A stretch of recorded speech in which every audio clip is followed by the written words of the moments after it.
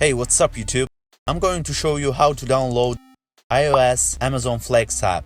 First, what you need to do is write an email to Amazon Flex support like I did here, and you'll have the right email on the screen right now. Just ask them to send you instructions on how to get the app on iOS. Make sure you mention iOS so you'll get the right one. Then, shortly, you'll get a response with a link to a short survey that I already took. It's nothing difficult, you'll see. So click on the link, take the 1-minute survey, and you'll get this QR code to get the app.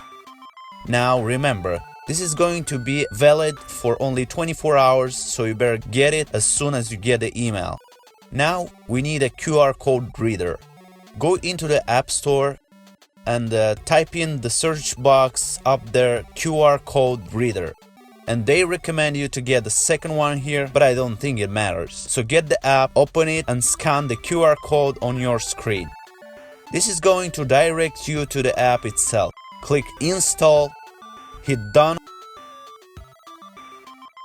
go to your app, click on it, and as you see, we need to give it a trust. It's easy. Go to settings, then general, then device management. Hit on Amazon.com, hit trust Amazon.com, go back to the app, and voila!